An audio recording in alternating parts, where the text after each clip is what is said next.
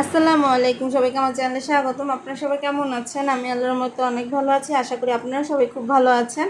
আজকে আমি বিকালের নাস্তা ডিম পরোটা বানাবো। আসলে সবসময় মিষ্টি জিনিস, চিকেন এক এক সময় এক একটা খেতে ভালো লাগে। সবসময় তো আসলে একই জিনিস, একই আইটেমের সবসময় ভালো লাগে না। সেজন্য খাওয়ার মধ্যে ভিন্নতা আসলে মনে হয় যে একটু ভালো লাগে।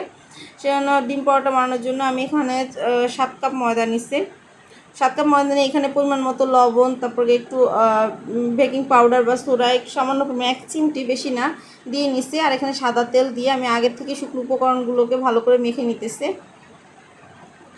শুকনো উপকরণগুলো মেখে ঠান্ডা পানি দিয়ে আমি কাইটাকে করে নিতেছি। ঠান্ডা পানি, অবশ্যই ঠান্ডা পানি দিতে হবে, না হলে গরম পানি দিলে দেখা যাচ্ছে যে কাইটা অত সুন্দর হবে না। আর এখানে আমি 5টা ডিম নিচ্ছি, হাঁসের ডিম।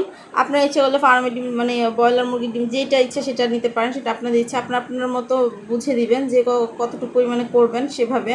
এই ডিমগুলোকে আমি আগে ভালো করে ফাটিয়ে নিচ্ছি। তারপর এখানে আমি কাঁচামরিচ, পেঁয়াজ, এগুলো আমি কুচি করে নিচ্ছি। ইচ্ছে করে আপনারা ধনিয়া পাতাটা দিতে পারেন। আর ধনিয়া পাতাটা দিলে আসলে খাওয়ার স্বাদ বা রান্নার স্বাদটা যে কোনো কিছু অনেক বেশি আরও বেড়ে যায়। আমি দিই নাই। এই যে এখন ডিমটা ভালো করে ম্যারিনেট করে রেখে দিচ্ছি। তারপরে এখানে আমি রুটির মতো প্রথমে কাইটা থেকে একটু সামান্য পরিমাণ, রুটি যেভাবে করেন ওভাবেই করে আগে বেলে নেবেন। বেলে নেওয়ার পরে রুটিটাকে চারিদিকে যাতে সমান হয় সেভাবে। তারপরে তাপার মধ্যে যেখানে ফ্রাই প্যান বা আপনার যেখানে রুটিটা ভাজবেন সেখানে দিয়ে দিবেন।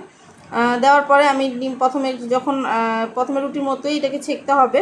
ছেঁকার পরে তারপরে ডিম থেকে এখানে 2-3 চামচ যে পরিমাণ লাগে ওভাবে করে দিয়ে দিব। আর আসলে রুটিটা করার সময় ভিতরে আগে আমি প্রথমে একটু তেল দিয়ে নিব, দিয়ে আমি এটাকে প্রথমে ছিঁড়ে আগের নিয়মের যে পরোটাটা বানায় ওভাবে করে আমি আগে ঘুরিয়ে গোলটা শেপ করে নিয়ে নিব। ইচ্ছে করলে আপনারা 4-5ভাবে শেপ করে নিতে পারেন, সেটা আপনার ইচ্ছা। আমি এভাবে করে নিই, আসলে এক এক সময় এক একভাবে নিই। এভাবে করে পরোটার মতো করে নিয়ে তারপর গোল আকার করে একটা একটা করে সম্পূর্ণ ডিয়াটা রেখে দিব। রেখে দেওয়ার পরে পরোটাটা আমি তাপায় ভাজবো। এইভাবে করে এক এক করে আমি সম্পূর্ণ এটা দিয়ে করে নিব।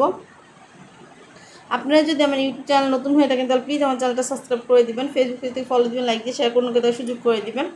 এরপরে এই পরোটা আকার যে রুটি বেলছি ওটা ওইভাবে করে আমি বেলে নিব,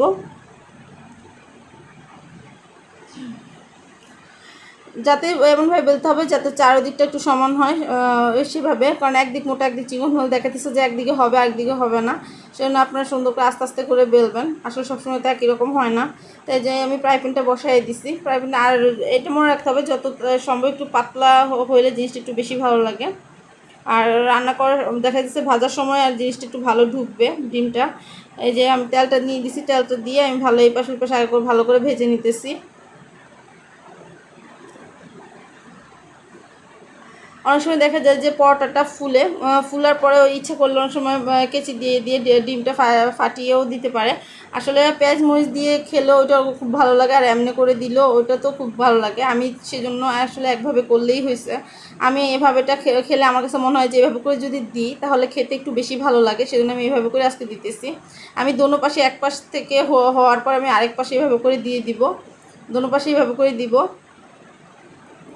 আর মরিচ যদি বাচ্চারা যদি একটু কম পছন্দ করে তাহলে মরিচটা আপনারা অ্যাভয়েড করতে পারেন। যে অনেক সময় দেখা যাচ্ছে বাচ্চারা অত বেশি মরিচ খেতে পছন্দ করে না, আপনারা গুঁড়া মরিচও দিতে পারেন, সমস্যা নেই। এটা আসলে আপনার ফ্যামিলি যে যেরকম খেতে পছন্দ করে। আমার কাছে মনে হয় যে কাঁচা মরিচটা দিলে সবাই কম বেশি খেতে পারবে, সেজন্য দিই। এই দেখেন আমার পরোটা হয়ে গেছে, দেখতে কেমন হয়েছে আপনারা কমেন্টে জানাবেন। আর খেতে খুবই মজা হয়েছে। আপনি এভাবে করে বাসায় একবার বানিয়ে দেখবেন যে খেতে কেমন হয়। আশা করি সবারই ভালো লাগবে। আর এই নাস্তাটা খুব শর্টকাটে সহজেই করা যায়। এটা আসলে পিজার মতোটা কিছুটা মনে হয়। অনেক সময় মেহমান আসলে এই নাস্তাটা দিলে ওনারা খুব মজা করে খেয়ে নেবে, আর দেখতেও খুব সুন্দর। আপনি একবার বাসায় ট্রাই করে দেখবেন। আল্লাহ হাফেজ।